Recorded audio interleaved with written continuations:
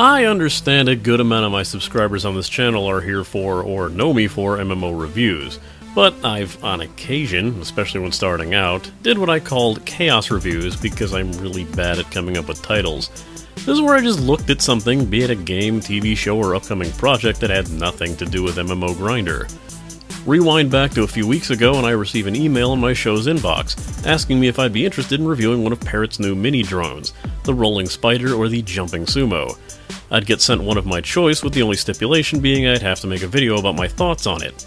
I filled out the form for the Rolling Spider, entirely thinking they'd made some sort of huge mistake and were going to look over my channel with a hearty lol nope, but I'm not the type who's going to hear the phrase, "Do you want a free robot?" and not take a shot at it. And look where I am now. So yeah, here's a completely unorthodox review of the Parrot Minidrones Rolling Spider. So, full disclosure, I got this for free for the express purposes of reviewing it, even though Parrot states they don't feel they're owed a positive review and want my honest feedback. It's not like that's going to stop some people from calling me a sellout, so you do you. I'm sure you know where the comment section is. Does it seem like I got the names backwards for anyone else? Jumping spiders and, to a lesser extent, rolling sumo are things that actually exist. I know why they chose the names, especially when you look at how they work, but it seems like they got flipped somehow, doesn't it? I just keep internally wanting to call this thing the Jumping Spider is all. I guess they went with the name Rolling Spider because the name Shrieking Hellwasp only tested marginally better with customers, but they charge by the letter. So I guess you're probably wondering why I'm not just getting on with this thing and showing you where the box is and opening it all up. Where is the box? Alright, let's ashens it up. One of the first things you're probably going to notice is the box itself isn't all that large, and doesn't mean that there's a lot of assembly required, just more along the lines of some pretty clever packaging. So let's open this up and take a look inside. Of course, first thing you know about the setup is that the wheels are up at the top there.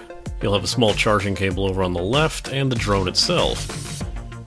Drone is pretty much just heavily wedged in there. It's all one big piece, even the propellers are on there, and as you can tell, it's not all that large. Fits about pretty easy in the size of my hand.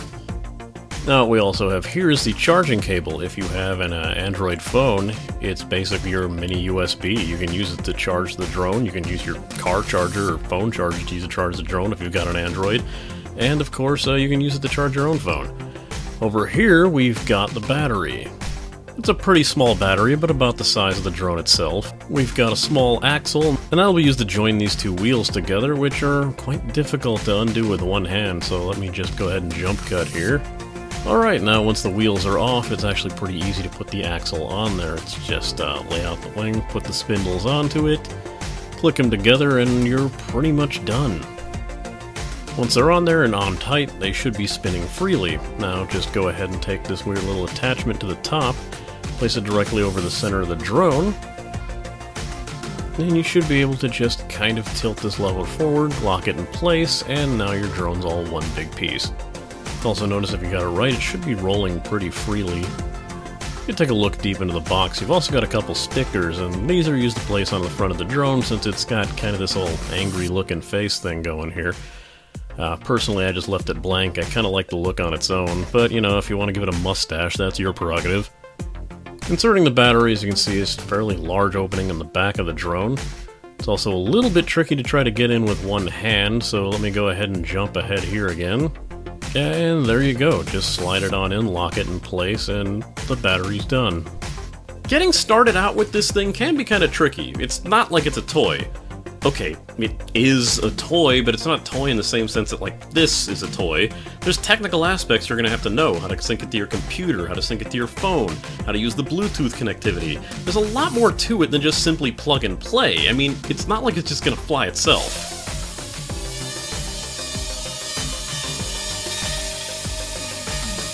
I don't know what I'm trying to say anymore. Lies, I totally do. See, there's a bit of technological know-how to all of this, a lot of directions to follow. You're going to need to know how to use the Bluetooth connectivity on your smartphone. You're going to have to find the correct app to install and how to use that app, making sure you have the proper firmware upgrades. It's not exactly an RC car and a hunt for AA batteries that we're dealing with here. Once that battery's been inserted, the drone will automatically turn on, but for reference on how to shut it off and to turn it back on again later, the power button is located on the side near the back. I tell you this because it really doesn't feel like a power button. It's more of a flimsy plastic tab that feels like a bad mold or some leftover plastic. But yes, this is the button. Just push it in toward the drone and it should turn it on or off. Once on, leave it still and wait for its eyes to turn green. Try to keep it level and still as possible, as I find moving it around too much might make the eyes turn back to red and you'll have to try it again. If you're still having trouble after a few tries, try removing and replacing the battery. It was usually enough to get it working again for me. Now, once it's on, just load up the Free Flight 3 app, assuming you have it downloaded, and wait for it to connect. You can also check out some videos from Parrot and sign up for the Pilot Academy networking thing. If you just want to start flying, be sure to have your Bluetooth active on your phone. Once you do, the app should automatically seek out and connect the drone, provided it's still on and has green eyes.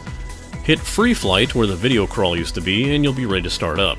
The app defaults to normal mode of flight, which honestly feels like the best one to use, but it's your call. Ace mode gives you far more calculated control over the drone and your angles of flight, while joypad mode allows you to control the drone with virtual control sticks, left to rise and turn, right to tilt in those directions.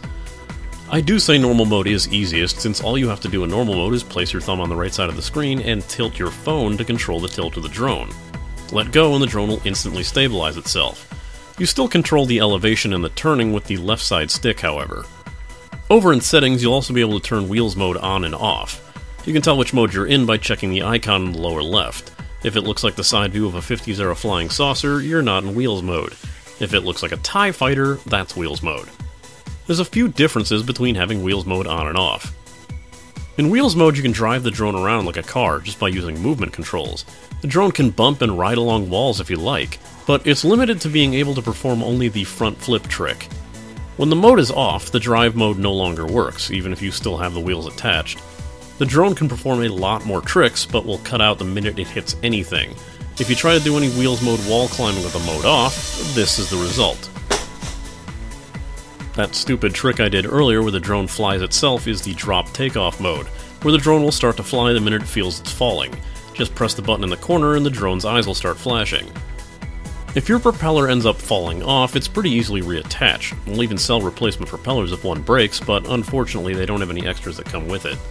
Flying the drone around will be a bit freaky, especially if you've not used one before, and most of your initial flights might look something like this. But you get used to it pretty fast. Wheels mode is preferably left off when outside, as the drone is light enough, and if there's even a smattering of winds, that thing is gone and the chase is on. Just be wary of where you are and the conditions that you're working with. Again, it's a very lightweight drone and does not do well even against the gentlest of breezes. If you want to go all spy cam on people, you can even take photos with the drone, but don't expect any high quality output, as the camera on this thing is low res as hell. It's barely above a quarter megapixel.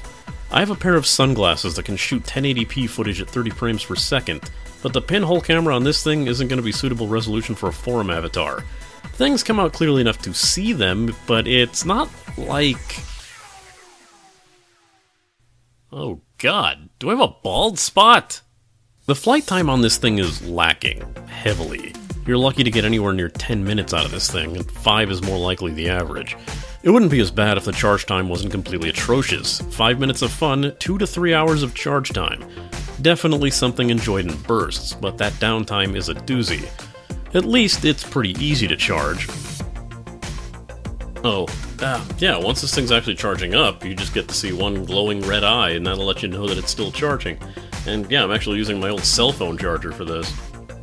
Once that light goes out, the charging is over. Keep in mind that disconnecting the drone from the charger will immediately power it on, so be sure to shut it off if you're not ready to fly yet. Now you might run into a problem like I did when first getting the drone. As you start up, Free Flight might tell you that the firmware is outdated, and when asking you if you want to upgrade it, will give you an error message as soon as you accept. The quick start guide here was less than helpful. Seriously, this newspaper-sized insert barely contains any information besides safety tips, warranty information, and just starting out. I'm covered for like 7 different languages, though. After a bit of googling, though, I found a way to download the update directly from Parrot, place it on my PC, and upload it that way by connecting it to the computer, which was a fairly painless, albeit more complex process. Just a heads up if you're deciding to try out one of these for yourself. With that I say, if you have any interest in this whatsoever, I'd definitely suggest checking it out. It's really not that bad. Most places I've seen it retail for about 89 bucks. Definitely a lot cheaper than any other drone you'd see, but not as much as like some of the other like RC helicopters out there. But it's a lot more stable and a little bit easier to fly once you get the hang of it. So I would say if you're not looking to spend the money on a big drone, then definitely give it a try. And I wouldn't be opposed to having a jumping sumo to review either. I promise I'd be a lot quicker with it this time.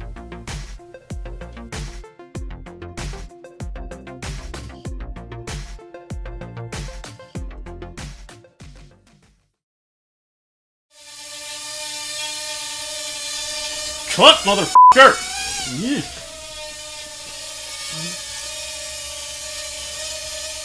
That might have actually worked really well.